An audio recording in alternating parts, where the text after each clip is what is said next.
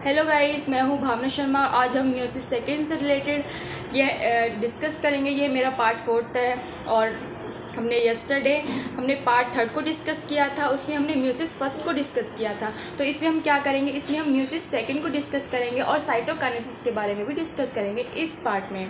तो हम देख लेते हैं म्यूसिस जो सेकंड होती है उसमें कौन कौन से चेंजेस होते हैं न्यूक्लियस के अंदर। और म्यूसिस जो होती है वो मैंने आपको पहले ही बता दिया था, वो हैप्लॉइड सेल के अंदर होते हैं। हैप्लॉइड इट मीन्स जो गैमेट्स होते हैं, जैसे स्पर्म हो गया, ओवम हो गया, तो इनके अंदर क्या होता है, आपके म्यूसिस होती है। तो म्यूसिस सेकंड ये हमारी माइटोसिस प्रोसेस से कैसे सिमिलर होती है, क्योंकि इसमें जो 2 सेल्स होती हैं, टू सेल्स, इसमें 4 सेल्स में क्या हो जाती हैं, डिवाइड हो जाती हैं। और 4 सेल्स में जो आपका क्रोमोसोम नंबर होता है वो बिल्कुल क्या होता है, सेम ट्रांसफ़र होता है। जैसे पेरेंट सेल के अंदर 23 क्रोमोसोम्स हैं, तो डॉटर सेल्स के अंदर भी 23 क्रोमोसोम ट्रांसफ़र हो जाते हैं। इसलिए इसको इक्विवेलेंट प्रोसेस भी कहा जाता है, क्योंकि ये बिल्कुल माइटोसिस प्रोसेस की तरह सेम होती है। लेकिन कुछ चीज़ों में ये माइटोसिस प्रोसेस से क्या होती है, डिफ़र होती है। किन चीज़ों में, जैसे अब कार्योकाइनेसिस इसमें होता है। कार्योकाइनेसिस का मतलब होता है division of nucleus, that is called the karyokinesis. इसमें कार्योकाइनेसिस में होने से पहले क्या होता है, डीएनए रेप्लिकेशन नहीं होता है। लेकिन माइटोसिस जो डिवीज़न होता है उसमें कार्योकाइनेसिस प्रोसेस होने से पहले क्या होता है, आपका डीएनए रेप्लिकेट होता है। डीएनए रेप्लिकेट मैं आपको पहले बता चुकी हूँ, उसका मतलब है कि एक डीएनए से 2 डीएनए का बन जाना, that is called the DNA replication. तो डीएनए रेप्लिकेशन इसमें नहीं होता है। म्यूसिस सेकंड में डायरेक्ट क्या करती है, कार्योकाइनेसिस करती है। और सेकंड वन क्या है कि जब इससे एक सेल से 2 सेल्स जब बनती हैं तो उनमें जो उसकी शेप होती है, जो डॉटर सेल्स होती है, उनकी पेरेंट सेल से शेप क्या होती है, डिफ़र होती है। और वो 2 सेल्स जो बनती हैं वो खुद भी एक दूसरे से क्या होती हैं, अलग होती हैं। इसलिए ये माइटोसिस डिवीज़न से क्या होता है, डिफ़र होता है। अब इस म्यूसिस सेकंड को हम डिवाइड कर लेते हैं। जैसे हमने म्यूसिस फर्स्ट में डिवाइड किया था, प्रोफेज और मेटाफेज, एनाफेज एंड टेलोफेज, इसमें भी हम डिवाइड कर लेते हैं। तो इसको भी हमने 4 पार्ट्स में डिवाइड कर लिया है, prophase, metaphase, anaphase and telophase. तो इसमें हम ये देख लेते हैं कि प्रोफेज में क्या होता है, प्रोफेज में कौन कौन से चेंजेस आते हैं सेल के अंदर। तो प्रोफेज में जो चेंजेस आते हैं वो आपके जो क्रोमेटिड्स होती हैं, मैं आपको बता चुकी हूँ क्रोमेटिड्स क्या होती है। एक क्रोमोसोम 2 क्रोमेटिड्स से मिलके बना होता है, क्योंकि क्रोमोसोम की जो शेप होती है वो एक्स शेप में होती है। तो ये 1 लेग है एक्स क्रोमोसोम का, ये 1 लेग क्या है, आपका क्रोमेटिड है। और ये सेकंड भी क्रोमेटिड। तो 2 क्रोमेटिड्स मिलके क्या बनाती हैं, आपके क्रोमोसोम नंबर को फॉर्मेशन करती हैं। तो ये क्रोमेटिड्स क्या होती हैं, आपके प्रोफेज में कंडेंस होना स्टार्ट कर देती हैं, ताकि क्या करते हैं, ये अपनी जो नंबरिंग है उसको डबल कर दें। और यहाँ पे क्या होता है, आपकी न्यूक्लियस और आपकी न्यूक्लियर मेम्ब्रेन जो होती है वो डिसअपेयर हो जाती है। कौन से फेज पे होती है, वो होती है आपके प्रोफेज पे। एंड नेक्स्ट हम बात करते हैं मेटाफेज की। मेटाफेज पे क्या चेंज, अब आप मेटाफेज पे देख रहे होंगे, ये मेटाफेज पे स्ट्रक्चर है, ये आपके क्रोमोसोम्स हैं। और क्रोमोसोम्स में यहाँ क्या हो रहा है, आपका स्पिंडल फॉर्मेशन हो रहा है। और स्पिंडल फॉर्मेशन होने के बाद स्पिंडल क्या होते हैं, यहाँ जो क्रोमेटिड्स होते हैं वो एक दूसरे से सेपरेट होना स्टार्ट कर देते हैं। और आपका सेंट्रोमियर जो होता है वो यहाँ पे फॉर्मेशन हो जाता है। और काइंटोकोर जो है वो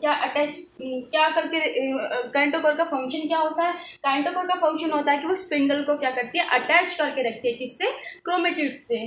सो मेटाफेज का फंक्शन आपको समझ में आ गया होगा। नेक्स्ट हम बात करते हैं एनाफेज सेकंड की। तो एनाफेज सेकंड में क्या होता है, एनाफेज सेकंड में आपके जो अब दिख रहे होंगे आपको, ये क्या है, आपके क्रोमोसोम्स है। तो क्रोमोसोम्स ये क्या है, दोनों क्रोमेटिड्स है। तो ये क्या हो रही है, ये एक दूसरे से सेपरेट होना यहाँ पे स्टार्ट हो गया। देख रहे हो आप कि ये किधर की तरफ जा रही है, पोल्स की तरफ, एक दूसरे से पोल्स की तरफ ये जा रही है और एक दूसरे से सेपरेट हो रही है। कहाँ पे, एनाफेज में हो रहा है। और टेलोफेज में क्या हो रहा है आपका, टेलोफेज में आपका टेलोफेज पे होता है कि यहाँ पूरी तरीके से जो क्रोमेटिड्स होते हैं वो एक दूसरे से सेपरेट हो जाती हैं और पॉल पॉइंट पे आ जाती हैं। और यहाँ जो आपके जो प्रोफेज पे क्या बोलते हैं, न्यूक्लियस और न्यूक्लियर मेम्ब्रेन जो डिसअपेयर हो गए थे वो यहाँ क्या हो जाते हैं, रीअपेयर हो जाते हैं। यहाँ माइक्रोस्कोप के अंदर दिखने स्टार्ट हो जाते हैं। जब आप माइक्रोस्कोप के अंदर सेल को डिवाइड होते देखोगे तो यहाँ सेल डिवीजन में आपका टेलोफेज पे क्या होगा, आपके न्यूक्लियर मेम्ब्रेन और न्यूक्लियस आपके अपीयर होने स्टार्ट हो जाएंगे। और न्यूक्लियर टेलोफेज के बाद ये दोनों सेल्स क्या करती हैं, क्या हो जाती हैं, डिवाइड हो जाती हैं। और डिवाइड होने पे इन दोनों में जो दोनों सेल्स हैं इनमें क्रोमोसोम नंबर्स क्या होते हैं, बिल्कुल सेम ट्रांसफ़र हो जाते हैं। देन बात करते हैं हम, अब ये तो एक सेल थी, अब ये जो दोनों सेल्स हैं, ये जो डिवाइड हो रही है दोनों सेल्स, कौन सी सेल है, ये वही सेल है जो म्यूसिस फर्स्ट में एक सेल से दो सेल्स बनी थी। तो फर्स्ट सेल भी बिल्कुल सेम ऐसे ही डिवाइड होती है जैसे सेकंड सेल डिवाइड हो रही है। जैसे आप देख रहे हो यहाँ पे, ये आपकी प्रोफेज पे क्या हो रहा है, ये न्यूक्लियर मेम्ब्रेन और न्यूक्लियस डिसअपियर हो रहा है और क्रोमेटिड जो है कंडेंस हो रही है। ये क्या है, आपका न्यूक्लियर मेम्ब्रेन है और ये क्या है, आपके ये क्रोमेटिड्स हैं। तो ये क्या कर रहे हैं, कंडेंस होना स्टार्ट कर रहे हैं यहाँ पे। और मेटाफेज में आप देख रहे हो कि स्पिंडल फॉर्मेशन हो रहा है और स्पिंडल किससे अटैच है, ये स्पिंडल जो है आपके क्रोमेटिड से अटैच है यहाँ पे मेटा से। तो बिल्कुल सेम प्रोसेस हो रही है जैसे आपकी पहली वाली सेल में पहली वाली सेल डिवाइड हो रही थी, वैसे ही आपकी सेकंड वाली सेल भी उसी प्रोसेस से डिवाइड हो जाती है। देन हम बात करते हैं कि अब म्यूसिस फर्स्ट और म्यूसिस सेकंड भी हमने डिस्कस कर ली कि इनका सिग्निफिकेंस क्या है। और यूपीएससी एग्जाम में इसी से क्वेश्चंस पूछ सकते हैं, क्योंकि बहुत सारे क्वेश्चन सेल बायोलॉजी से बहुत सारी 3 या 4 क्वेश्चंस आपके मोस्टली पूछे ही जाते हैं हर साल। तो इसको अच्छे से प्रिपेयर कर ले सेल बायोलॉजी को। तो इससे इसका सिग्निफिकेंस देख लेते हैं म्यूसिस का। तो म्यूसिस का सिग्निफिकेंस क्या है, इसका सिग्निफिकेंस है कि ये गैमेट्स की फॉर्मेशन में हेल्प करती है।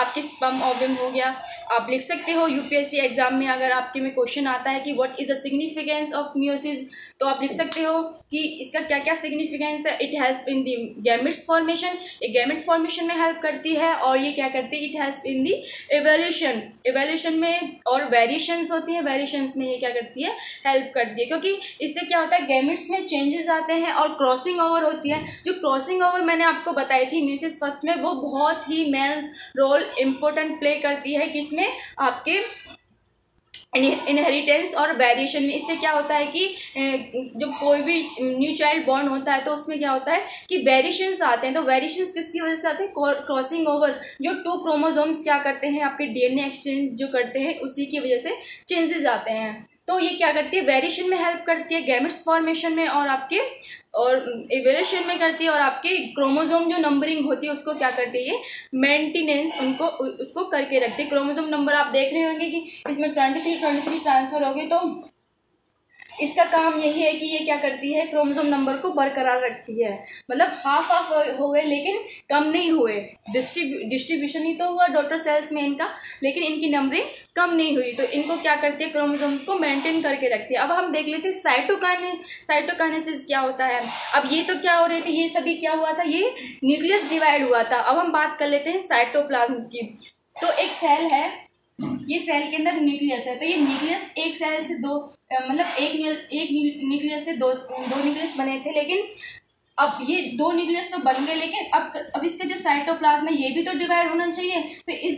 तो साइटोप्लाज्म के डिवीजन को हम क्या कहते हैं, साइटोकाइनेसिस कहते हैं। तो साइटोकाइनेसिस के बारे में भी हम डिस्कस कर लेते हैं। देन साइटोकाइनेसिस जो एनिमल में होती है वो कौन हेल्प करता है, साइटोकाइनेसिस में जो साइटोप्लाज्म के डिवीजन में वो हेल्प करता है आपका फुर्रोज होते हैं जो आपके प्लाज्मा मेम्ब्रेन के अंदर होते हैं। तो प्लाज्मा मेम्ब्रेन के अंदर वो क्या करते हैं, वो सेंट्रीपिटली क्या करते हैं, आपके जो साइटोप्लाज्म होता है उसको डिवाइड करते हैं। सेंट्रीपिटली का मतलब होता है कि एक सेल है तो सेल का साइटोप्लाज्म डिवाइड करता है, तो वो यहाँ से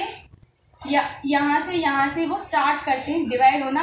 और ऐसे डिवाइड करके ये सेल्स क्या हो जाती है, ये सेल्स 2 सेल्स में डिवाइड हो जाती है। तो जब यहाँ से डिवाइड होना स्टार्ट करता है साइटोप्लाज्म का, तो उसको क्या कहते हैं, हम सेंट्रीपिटली डिवीज़न कहते हैं।